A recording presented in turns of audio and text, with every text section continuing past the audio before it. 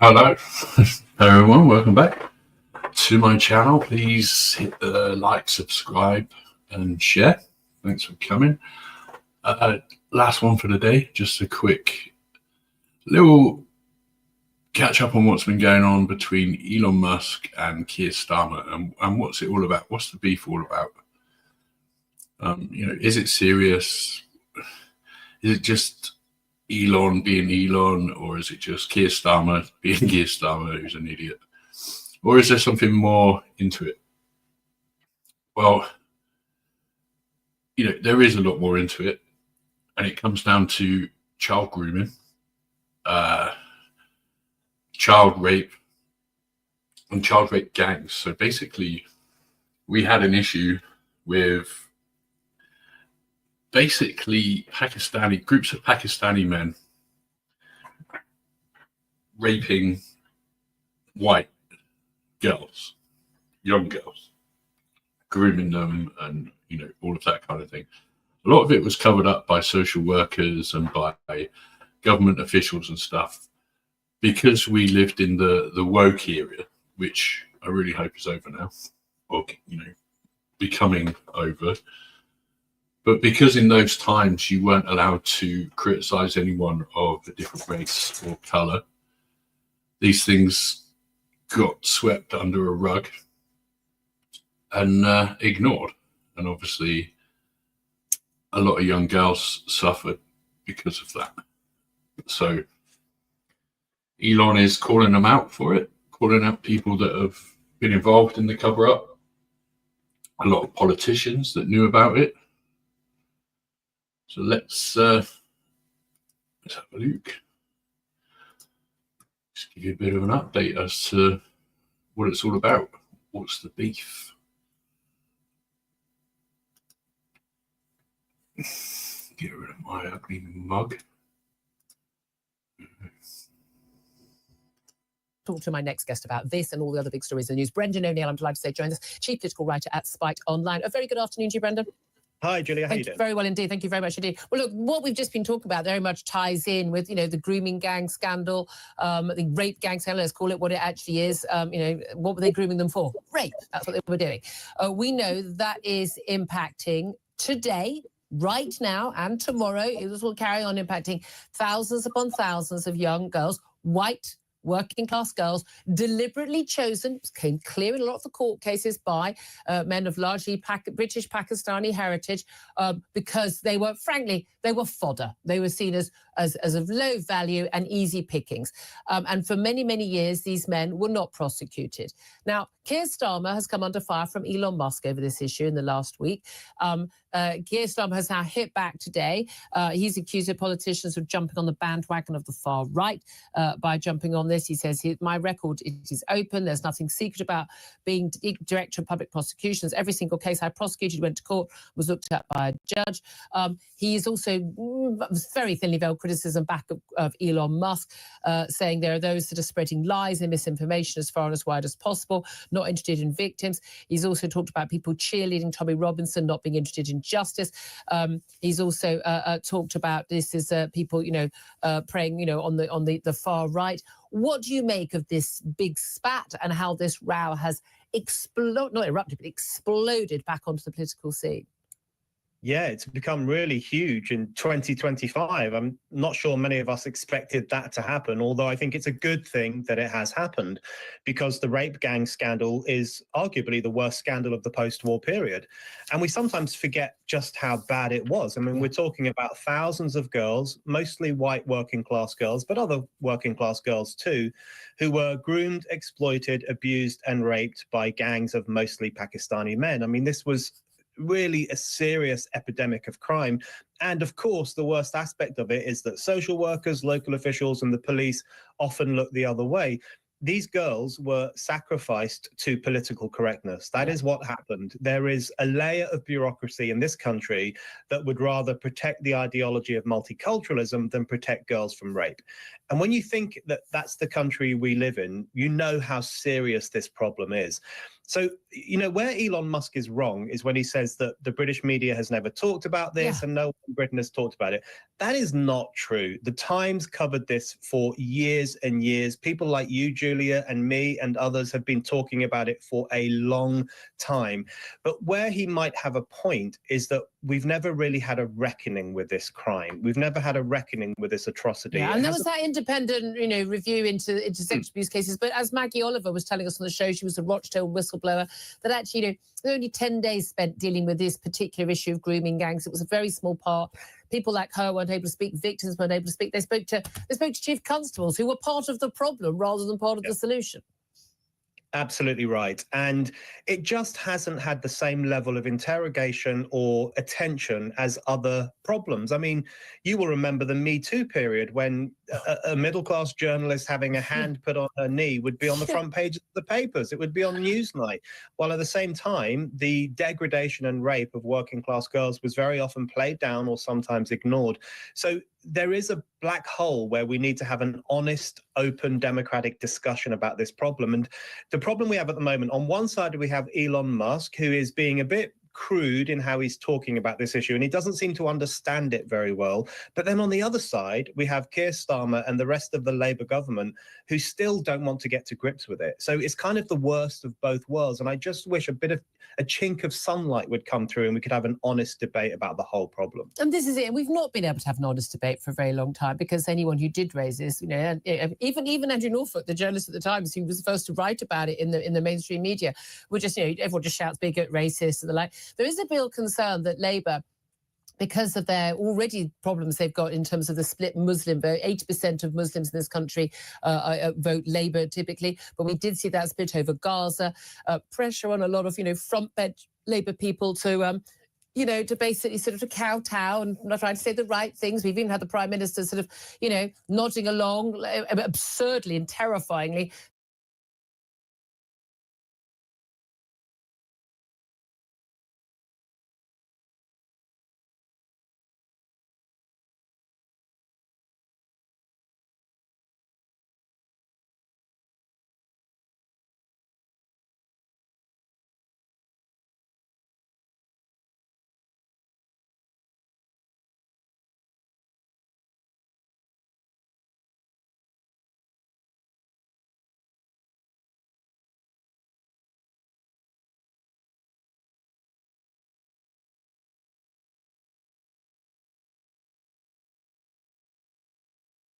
Sorry, guys, I had it on mute. Just then, this basically sums up the issues with society over the last 10 years.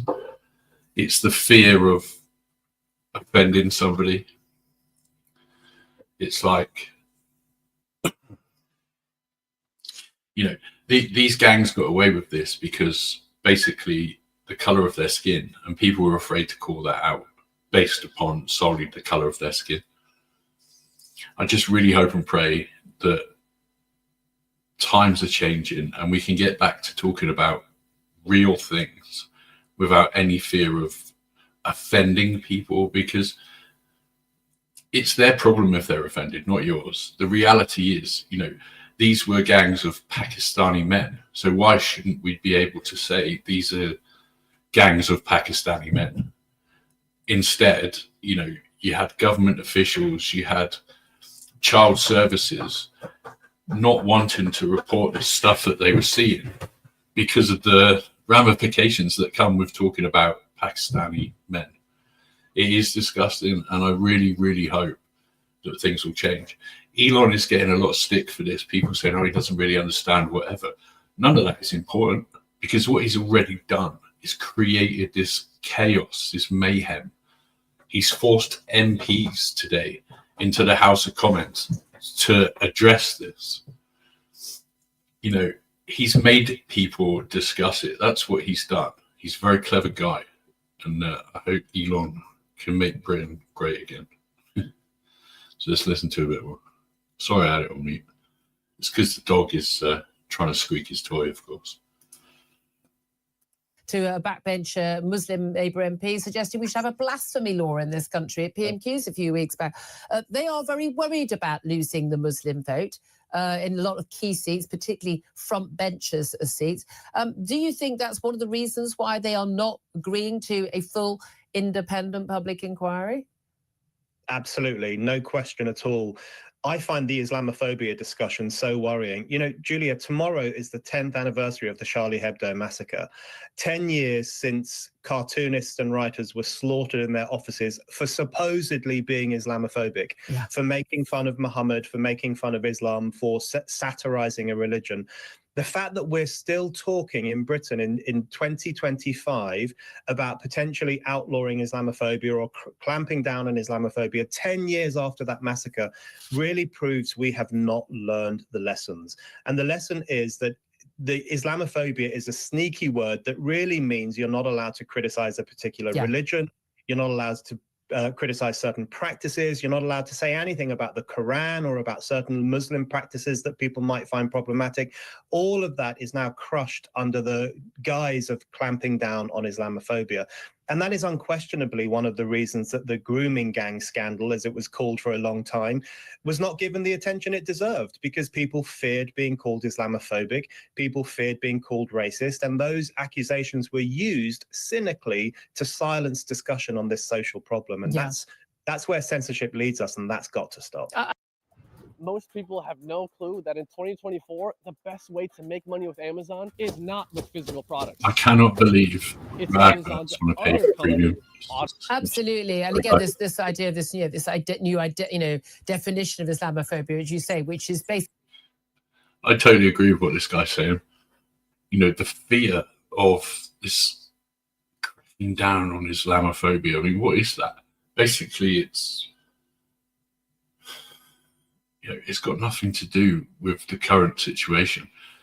Groups of Pakistani rape gangs have nothing to do with Islam. I think a lot of them are Hindu, aren't they? Or Hindi or whatever it is. Any criticism of the Islam religion is quite absurd. I mean, of course we should be allowed to criticize religions. That's what things you can do in a free country, in a democracy. I would say I thought things were really bad under the Tories. Wow. I mean, I've said this a million times since they've been in. I had no idea it was going to get this bad under Labour. Can I ask you about another story, which I think is linked into this in terms of the sort of votes that Labour say they want to get. Look, they've didn't get anything like the sort of the 45% plus they were predicted in many of the polls in the July election. They were down to 34%. Yet they've got a massive, whopping great majority with 412 MPs. But it looks like a very thin majority. Their poll ratings have absolutely plummeted. A poll I think the Mail on Sunday did yesterday, see the majority of people in this country don't even think Keir Starmer will be Prime Minister in a year's time. Now, I'm not quite sure what mechanism they think there is for getting rid of him. I mean, unless Elon Musk just gets his way and we just have general elections at a billionaire's whim. I hope so. Which seems to... There is a huge petition running at the moment to get Starmer out. Nobody likes him. Nobody wants him running this country. He's a complete tool. Everybody wants him out and gone. He'd rather give all of our money away to Ukraine than to keep old people in this country warm. And they're supposed to be like the Liberal Party. It's crazy. But yeah, there's a huge petition. There's millions of people have signed it. How can that not be a thing? We shall see. I think if recent things keep having this domino effect, with changes that are coming this year, it could be interesting. I hope Starmer gets out, but then I just hope there's somebody better to replace him from either side. That's the problem we have here. We've got nobody decent on any level. You've got this new UK Reform Party, which is run by Nigel Farage. Everybody just says they're all racist, far right wing. And now Elon's also fallen out with him. Recently, Elon gave him millions of pounds towards his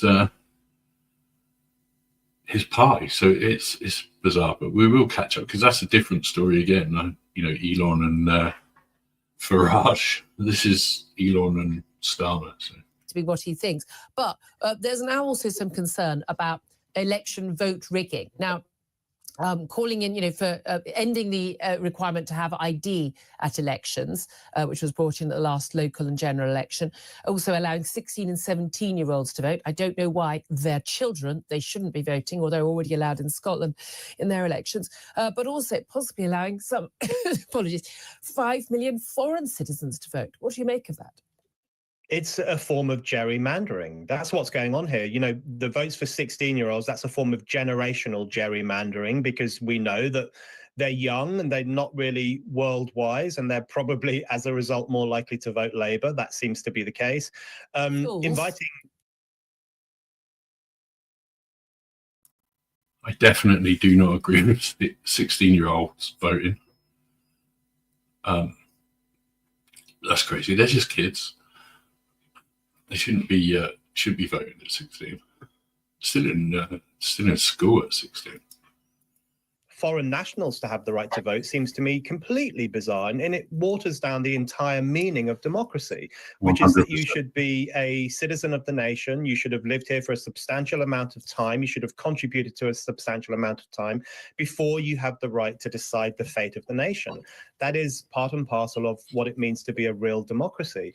And, in relation to the vote rigging, to me, it makes perfect sense that you would need a form of ID to vote. I mean, I don't think that's a burdensome thing. I would want, I don't want my vote to be taken by someone else. I'm very happy to bring my passport in order that I can vote.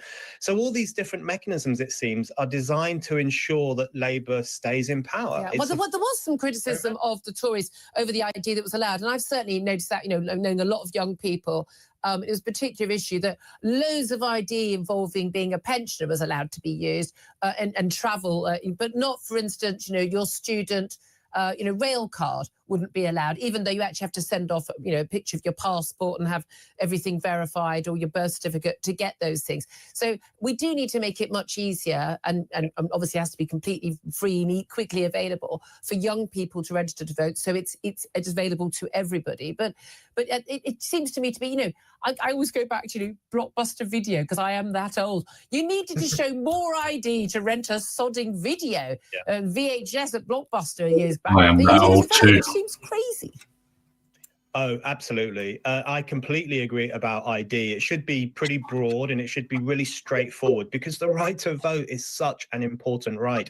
So people should be able to access it straightforwardly, but at the same time, people shouldn't be able to steal our votes or commit fraud or pretend to be us in the polling booth. But, the Labour government, it really speaks to how aloof and cut off they are from a large section of the public, that they have become obsessed with this kind of electoral rigging, because they know that lots of working class voters in particular have lost faith in them. Lots of people are going to be moving towards reform.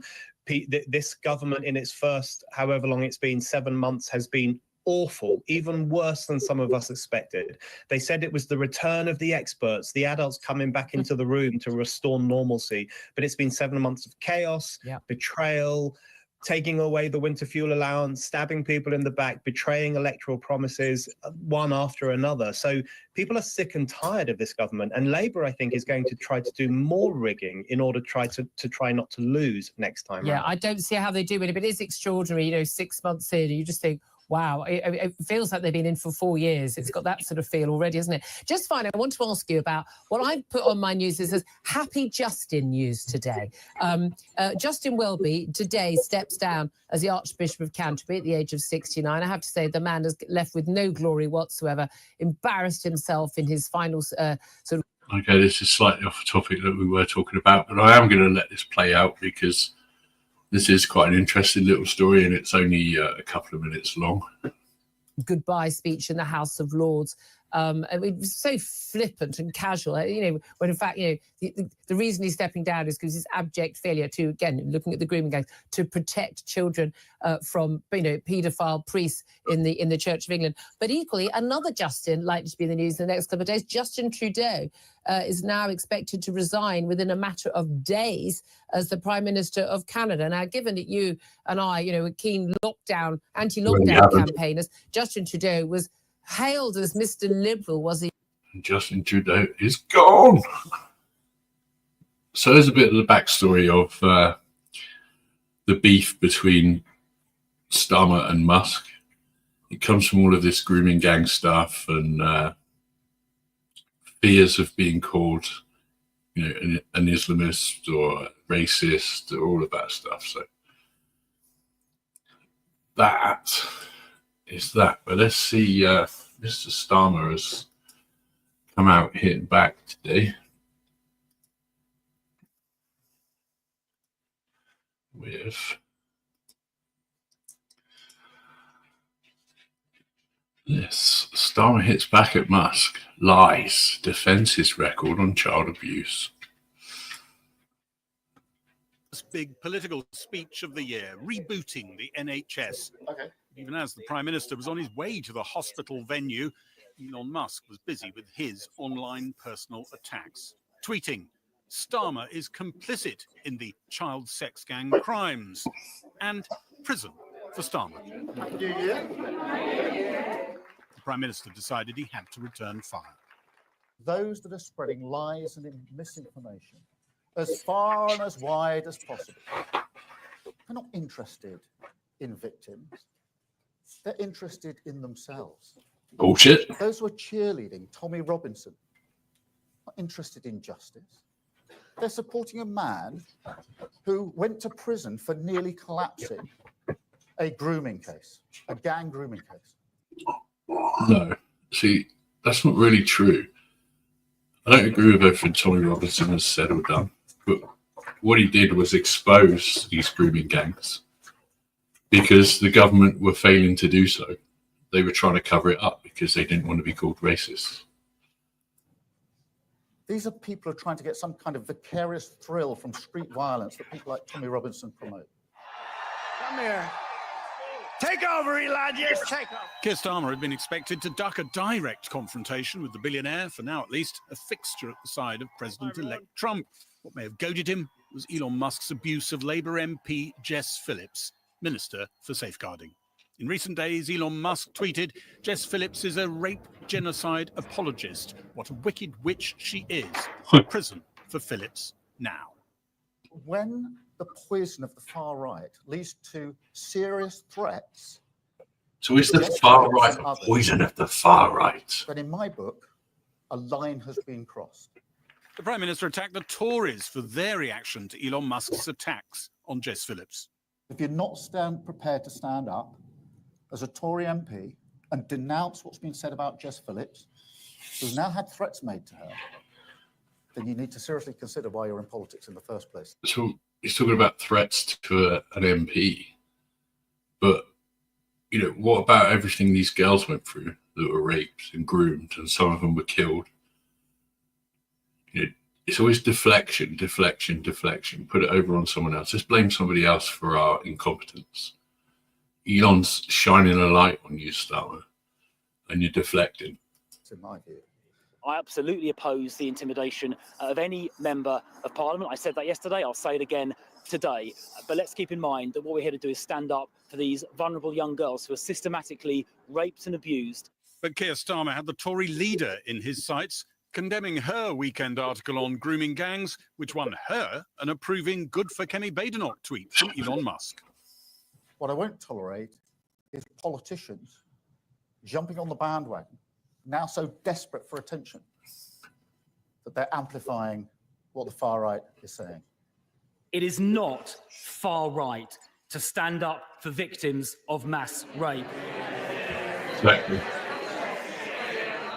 And smearing people who raise those issues is exactly how this ended up getting covered up in the first place. Keir Starmer said we didn't need more inquiries. Alexis Jay's report looked at how institutions failed to protect children. Male gangs in specific towns was one part of the broader remit for the independent inquiry into child sexual abuse.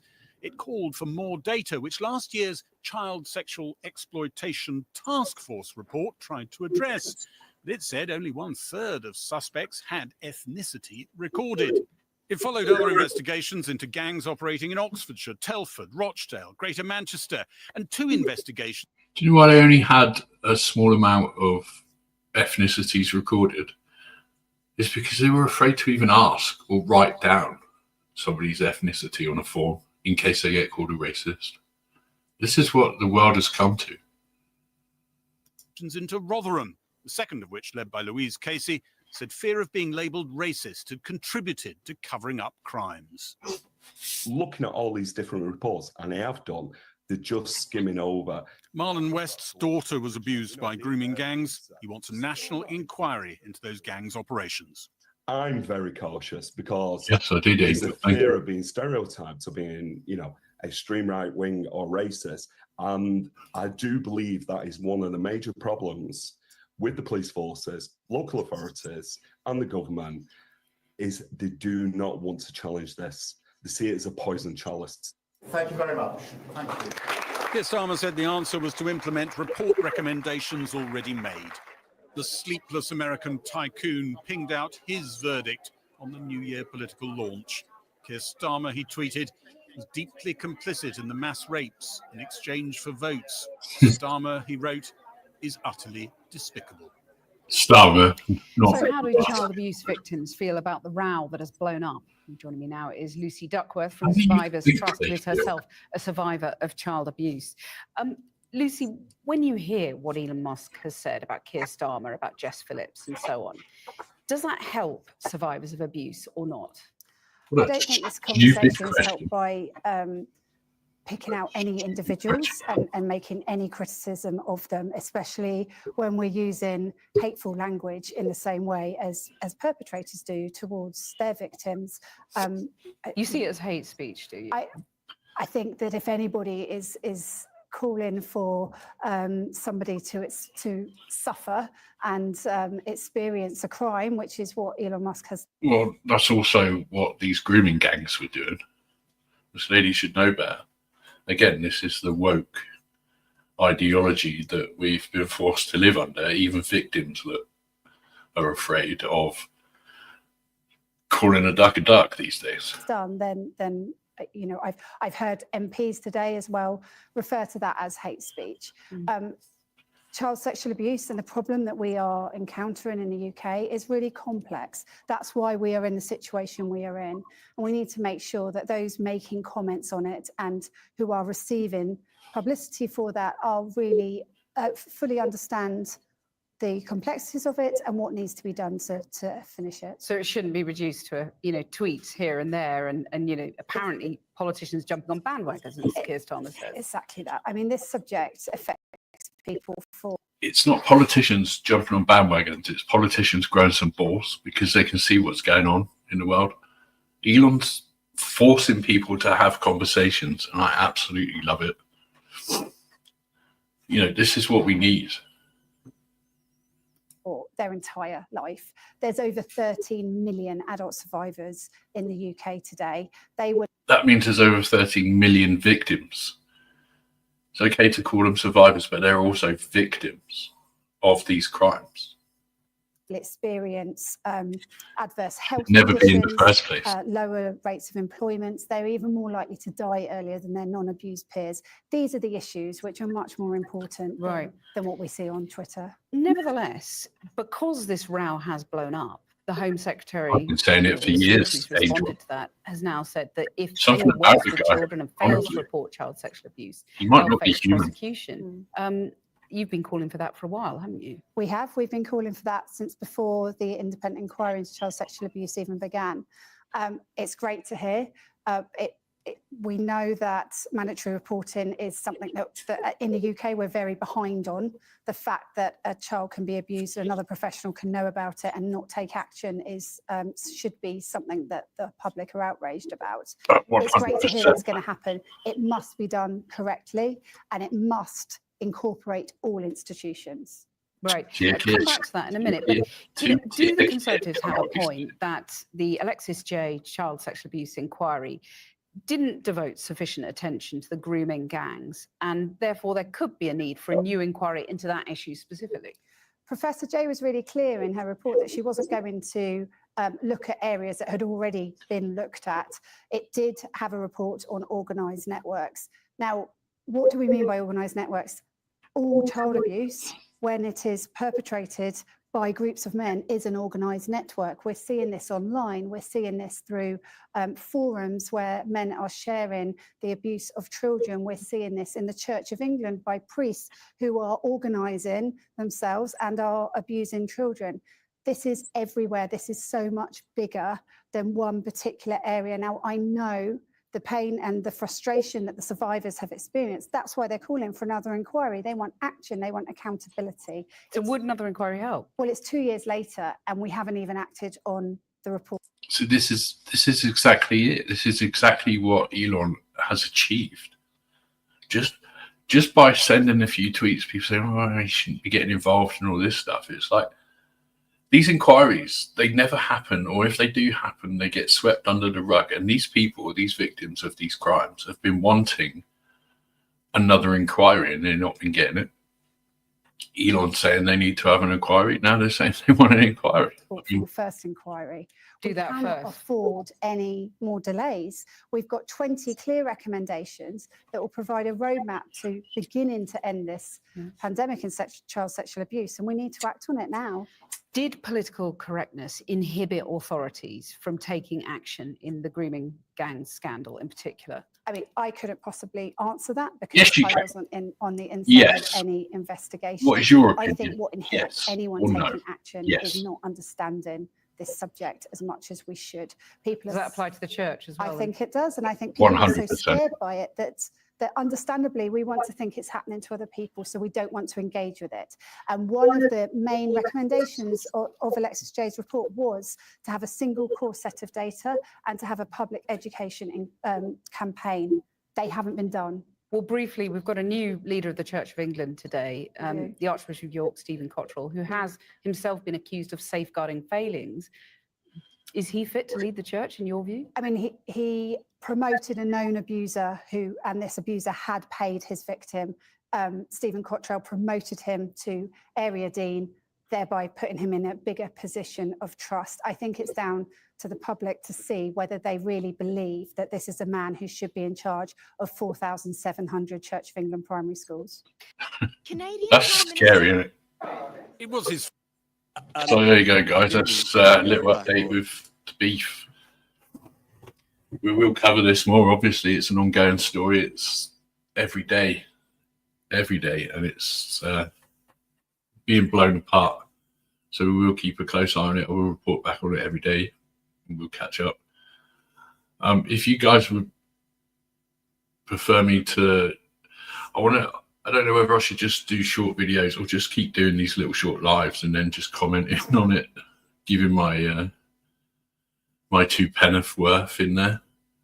Either way, I don't mind. It's quite easy just doing it this way or making the videos, but I am also trying to make videos for my other channel.